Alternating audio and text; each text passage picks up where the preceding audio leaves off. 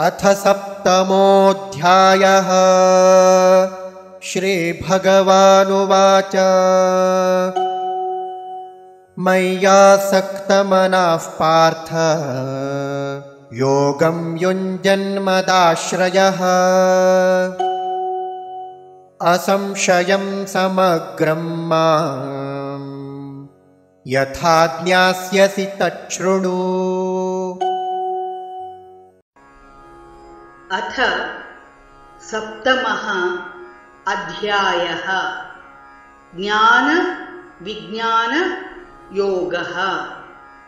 श्री भगवान् उवाच मयि आसक्तमनाः पार्थ योगं युञ्जन् मत् आश्रयः असंशयं समग्रं मां यथा ज्ञास्यसि तत् शृणु।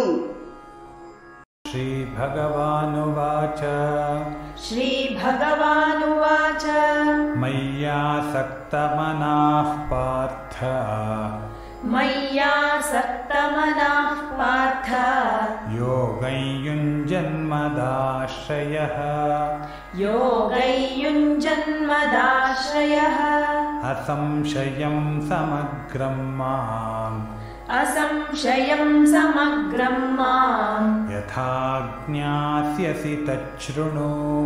यथा ज्ञास्यसि तच्छृणु। मय्यासक्तमनाः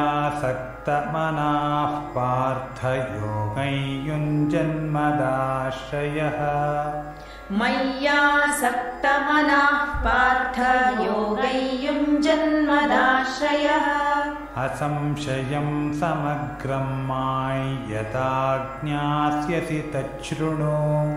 असंशयं समग्रं मां यथा ज्ञास्यसि तच्छृणु।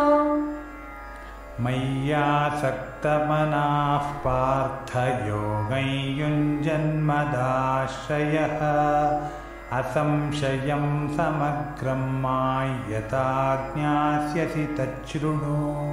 मय्यासक्तमनाः पार्थ योगैयुञ्जन्मदाश्रयः असंशयं समग्रं मां यथा ज्ञास्यसि तच्छृणु।